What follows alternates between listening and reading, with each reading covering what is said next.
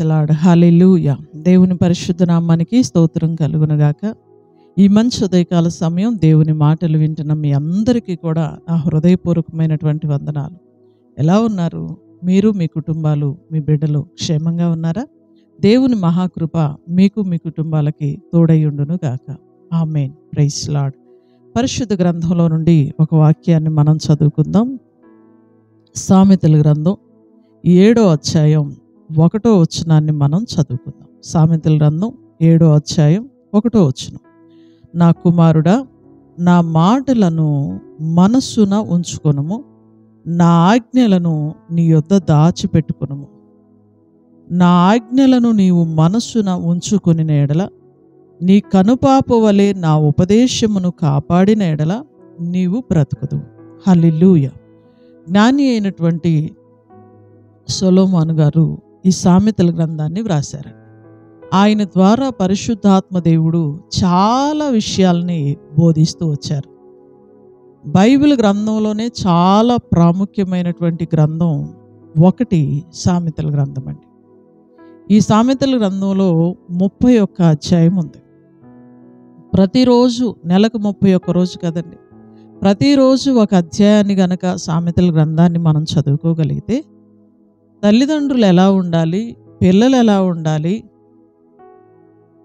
ఎలా ఉంటే పాపంలో శాపంలో పడకుండా ఉంటాము, ఎలా ఉంటే దీవెనకరంగా ఉంటాం, భర్త పట్ల భార్య, భార్య పట్ల భర్త ఎలా ఉండాలి, ఈ విషయాలన్నీ కూడా సామెతల గ్రంథంలో రాసి ఉన్నాయండి. అందుకే ఇది జ్ఞాని అయిన సొలొమోను గారు రాశారు. చాలా జ్ఞానయుక్తమైనటువంటి మాటలు, కుటుంబాలు కట్టబడే మాటలు ఈ బైబిల్ గ్రంథంలో ఉన్నాయి. ఈ సామెతల గ్రంథంలో ఎక్కువ విషయాలు రాయబడి ఉన్నాయండి.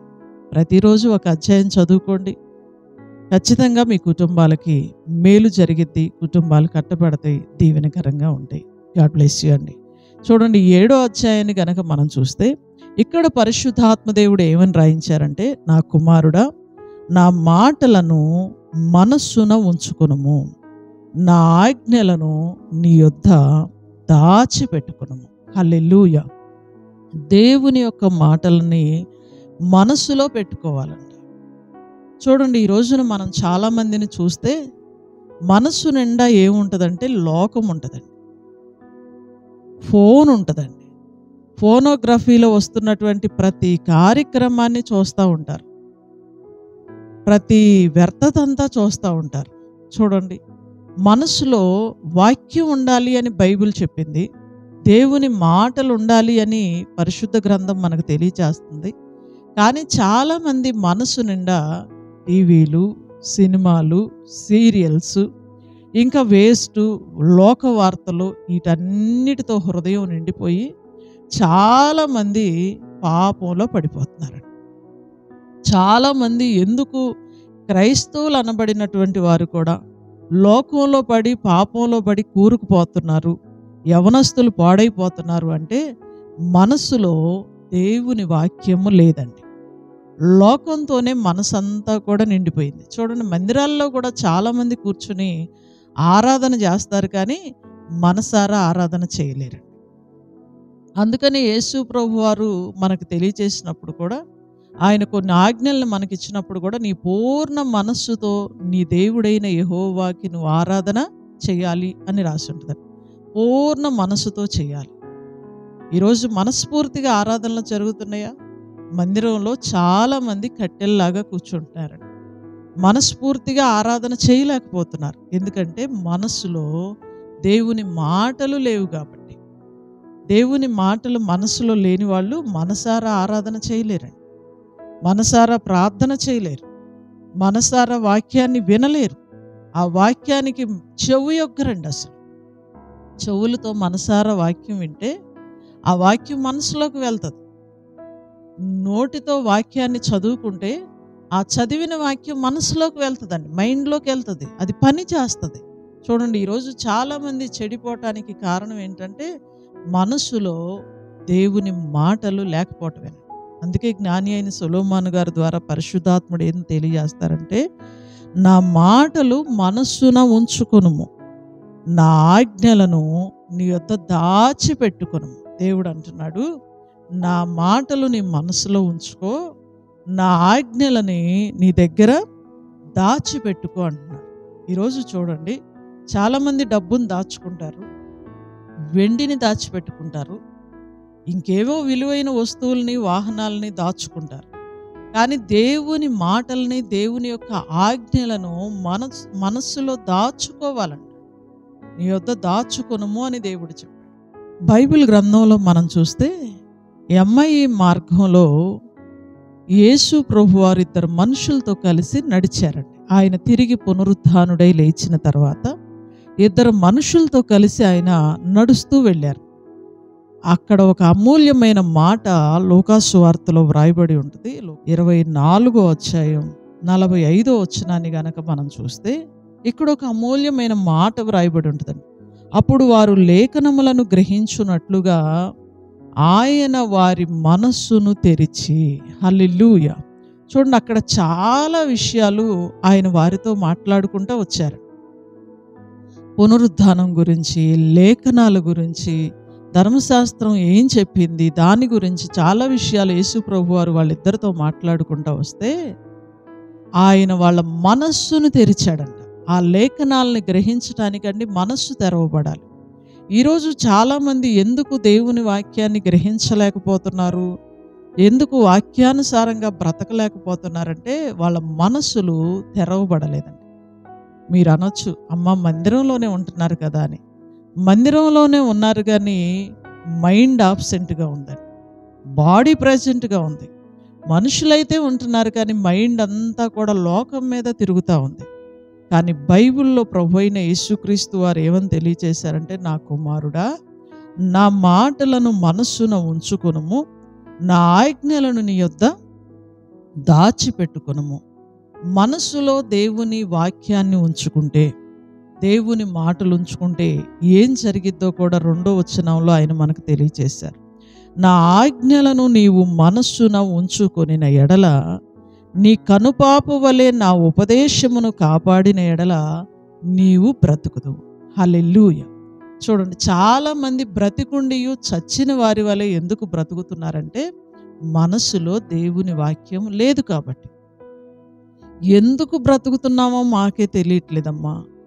బ్రతుకు మీదే విరక్తి కలిగింది, చచ్చిపోవాలనుకుంటున్నాం, ఆత్మహత్య చేసుకోవాలనుకుంటున్నాం అని ఎందుకు అంటున్నారో తెలుసండి?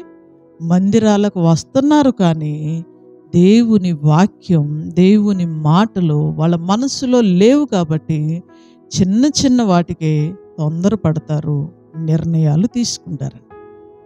ఎప్పుడైనా సరే మందిరానికి వచ్చేవాళ్ళు ఎందుకు త్రొట్టెళ్ళిపోతున్నారు అంటే మందిరాలకు వస్తున్నారు కానీ దేవుని మాటలు వాళ్ళ మనసుల్లో ఉండట్లేదండి. ఇప్పుడు చూడండి, నిన్నటి కాల సమయంలో ఒక వాక్యాన్ని మనం ధ్యానం చేశాం. దేవుని వాక్యం మన నోటి నిండా ఉండాలి, ఆ వాక్యాన్ని మనం ఒప్పుకోవాలి. చూడండి, అది ధ్యానం చేశాం.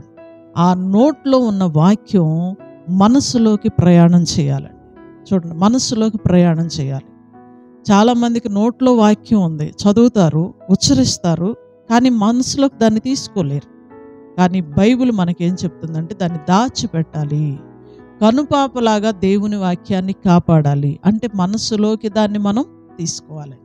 దేవుని వాక్యం ముందు మన నోట్లోకి ప్రయాణం చేయాలి, నోటి గుండా మనస్సులోకి ప్రయాణం చేయాలి. అమూల్యమైనటువంటి వాక్యాలను మనం వింటున్నామండి. మీ మనస్సు నిండా దేవుని మాటలే ఉండునుగాక, వాటినే మనం భద్రం చేసుకుందుముగాక. దేవుని మాటలను భద్రం చేసుకుంటే మనం బ్రతుకుతామండి. బ్రతికున్నా చచ్చినట్టు ఉండలేమండి. సంతోషంగా మనం బ్రతుకుతాం, ఆనందంగా బ్రతుకుతాం, క్షేమంగా బ్రతుకుతామండి. బ్రతకడం అంటే ఇవన్నీ కూడా ఉన్నాయి. ఈ రోజున చాలామంది బ్రతికారు, ఎందుకు బతుకుతున్నామా అనుకుంటున్నారు. అంటే అలా చచ్చిన స్థితిలో ఉండం. మనసులో వాక్యం ఉంటే మీరు బ్రతుకుతారని దేవుని వాక్యం తెలియజేస్తుంది. మీరందరూ కూడా దేవుని వాక్యము చేత బ్రతుకుదురుగాక. 119వ కీర్తనలో కీర్తనాకారుడు అంటాడు, నీ వాక్యమే నన్ను బ్రతికించి ఉన్నది, నా బాధలలో అదే నాకు నెమ్మదినిచ్చింది. హల్లెలూయా. చూడండి, దేవుని వాక్యం మనల్ని బ్రతికించింది, మన బాధలలో అది నెమ్మదినిచ్చింది. ఆ దేవుని వాక్యం మన మనస్సు నిండా ఉండునుగాక. ఆమేన్. ప్రార్థన చేసుకుందామండి.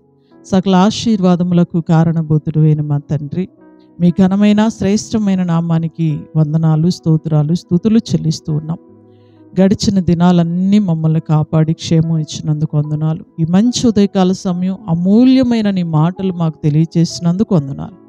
ఎంతమంది బిడ్డలైతే ఈ ఉదయకాల సమయం నీ మాటలు వింటున్నారో వారి మనస్సు నిండా నీ మాటలు ఉండునుగాక. నీ మాటలను వారు భద్రము చేసుకుందురుగాక. అట్టి కృప అందరికీ మీరు దయచేయండి. ఈ ఉదయకాల సమయం స్కూళ్ళకి కాలేజీలకు వెళ్తున్న పిల్లల్ని కాపాడండి. ఉద్యోగాలకి డ్యూటీలకు వెళ్తున్న బిడ్డల్ని కాపాడండి. కూలి పనులకు వెళ్తున్న పిల్లల్ని మీరు కాపాడండి.